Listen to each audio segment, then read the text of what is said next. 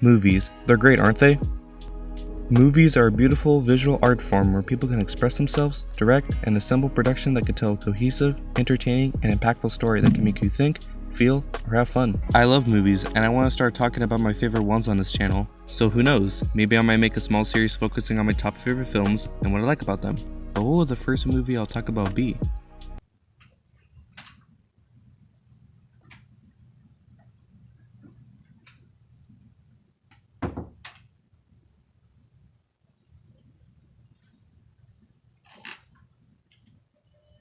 Take a guess.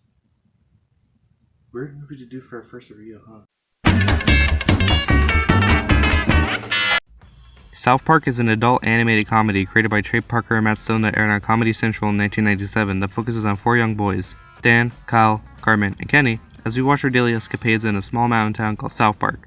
It was highly successful, earning 5 Primetime Emmy Awards and having lots of merchandise. It was also known for its satirization of a wide range of subject matter like celebrities, political figures, or religion. The show even includes celebrities doing voices sometimes. George Clooney guest starred in the 4th episode of the show as Stan's homosexual dog Sparky.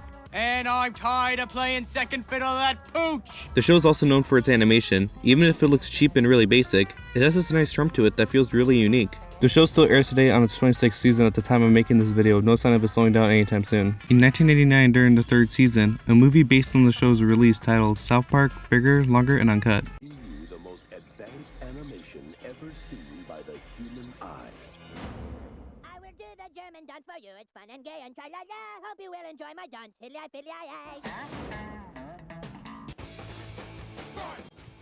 Yes, the movie that earned a Guinness World Record in 2001 for most swearing in an animated film that still holds today. The R-rated animated film that earned the most money out of any R-rated animated film at the box office. Well, until it was passed by Seth Rogen Hot Dog. The movie is also musical, which is pretty surprising coming from South Park back then. I watched this movie for the first time when I was 6, but that was the last time I remember watching the movie. Hell, I don't even remember finishing it. Earlier this year, I decided to rewatch the film after watching some of the classic South Park episodes, and what do I think of it now?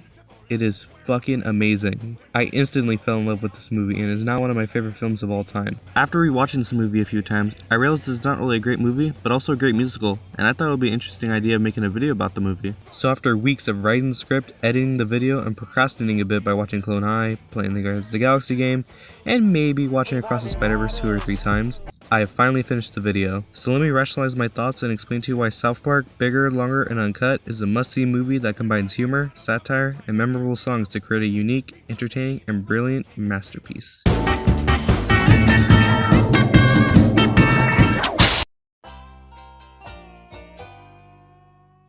The plot is about the 4 boys sneaking into an R-rated movie titled Asses of Fire starring their 2 favorite Canadian comedians, Terrence and Phillip, as they start to imitate the cursing and actions they saw in the film after seeing it. Their parents hear about this and believe that Canada is to blame and form a union to execute the aforementioned Canadian stars. This then leads to an all-out war between the US and Canada, and all hell breaks loose as Satan and Saddam Hussein will rise from hell and conquer the world if Terrence and Phillip are killed. Now it is up to the 4 boys to save them from their execution and to stop Armageddon. The plot is very similar to that of the season 1 episode Death, where both plots follow a similar structure of the parents, mainly Kyle's mom, trying to get the show the boys watch off the air because of its negative influence on their kids. Originally, the movie was supposed to serve as the finale for the show.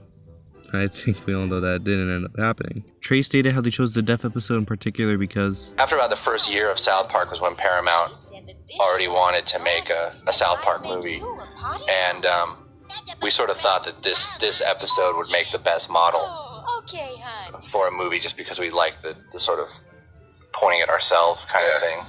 While the movie's plot takes from an episode of the show, it still stands as its own thing without it feeling like an extended version of it. The film feels cinematic and worthy of the big screen while staying true to the show's style of absurdity and escalation in the plot. With that being said, I believe this movie can be enjoyed by people who have never watched South Park. Trust me, I have watched all 325 episodes of the show. I know my stuff. A great thing about this movie is that with its wide cast of characters and the fact that it is 80 minutes, it still manages to flesh out each character and give them their time to shine. Stan has to find a way to get his crush Wendy to like him, Kyle has to gain the courage to stand up to his mother, Cartman has to deal with not swearing after being implemented with a device that shocks him every time he curses, and Kenny, after dying and being sent to hell, has to stop the prophecy of Satan and Saddam Hussein ruling the world from happening. Oh yeah, Satan and Saddam Hussein are in a sexual relationship in this movie. Do what you want with that information.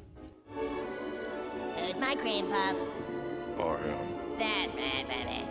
Huh? Even side characters get moments to shine, like how Mr. Mackey gets his own song, and Kyle's mom being one of the main antagonists of the film. One of the main gags in the early years of South Park is that the character, Kenny, dies in every episode. This film makes the gag integral to the story, which leads to pretty funny and also kind of heartwarming scenes. The comedy in this movie, for it was released 24 years ago, is still very funny. You got such great scenes as I'm sorry. Actually, what I said was... How would you like to suck my balls, Mr. Garrison? He accidentally replaced your heart with a baked potato. You have about 3 seconds to live. I farted once on the set of Blue Lagoon.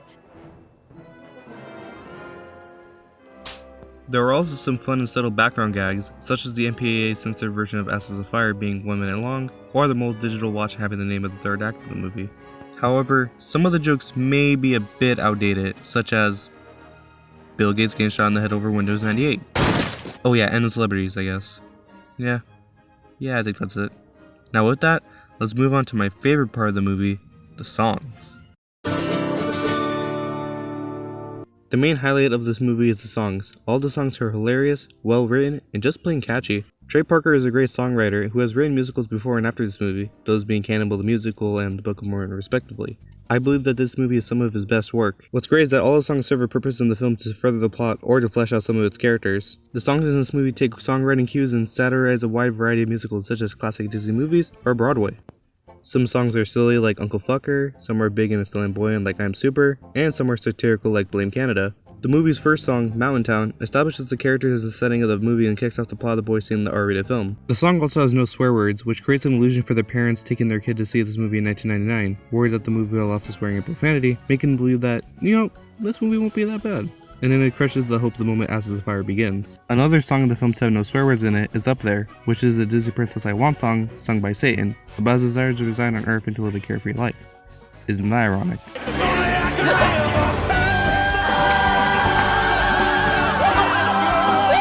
Dang, why doesn't Satan make more songs? I'd be listening to them daily.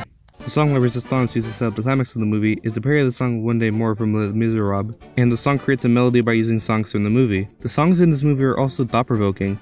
Yeah, I know, the film that has the song Kyle's Mom's a Bitch, where they use the word bitch 56 times, has thought-provoking songs. Hear me out. An example of a thought-provoking song in the movie is the song I previously discussed, Up There, where Satan sings the lyric, Is there reason to the rhyme? Without evil there can be no good, so it must be good to be evil sometime. This refers to how South Park is seen as a raunchy and evil show. The lyric in the song argues that if there are no evil shows, then there are no good shows. It's like yin and yang, you know? I highly recommend that you listen to the soundtrack on Spotify or any music streaming platform. The songs are just that good.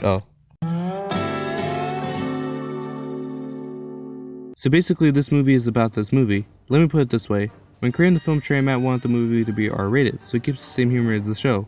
After multiple revisions of the script and disputes with the Motion Picture Association of America, or MPAA for short, the movie received an R rating. The film satirizes the rating system in several ways. One of those ways is by pushing the R rating to its absolute limit by having loads of dirty jokes, gore, and a lot of swearing. One rule about the MPAA rating system is that if a movie has more than 400 swear words, it is automatically given an NC-17 rating. So they use one less than the max amount to poke fun at that rule. The movie even has a line poking fun at how the MPAA rated movies. Just remember what the MPAA says. Horrific, deplorable violence is okay, as long as people don't say any naughty words.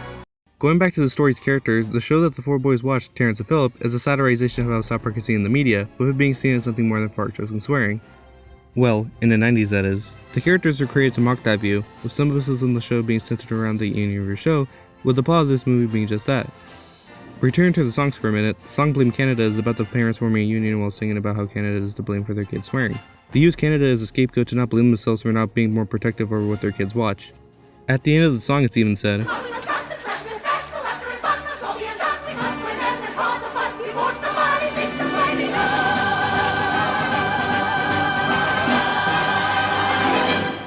the movie's message is that parents should take responsibility over their kids and not blame their bad parenting on a piece of media.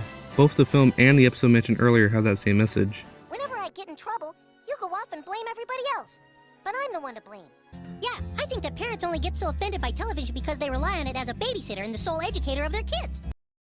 Overall, the movie stays relevant with its messages on censorship, freedom of speech, and its humorous satire on the MPAA. This movie is a one of a kind, man. It is unlike any other animated film, and I don't think there will be a movie similar to this that will come out and top it. After this movie, Treyman continued writing on South Park and released their next film, Team America World Police, in 2004. While that movie is funny and has some amusing action movie satire, I don't think it compares to the magnum opus that is South Park Bigger, Longer, and Uncut. As a kid when watching this, I mainly liked it for the swearing, but now that I am older, I can appreciate the other aspects of this movie. It is remarkably written and filled with memorable songs, iconic moments, clever satire, and of course, crude as well as witty humor that still lands after 24 years. The movie is just plain fun, and its thought-provoking messages on censorship and freedom of speech are still relevant today. It pushes the boundaries of what can be shown in animation and film in general. It also doesn't waste a second in its 80-minute runtime and is constantly entertaining throughout. Hell, it even has a joke in the title. How can you not love that? If you haven't yet, I highly recommend that you watch this movie. It is one of the best animated musicals ever and is without a doubt a brilliant and unforgettable masterpiece.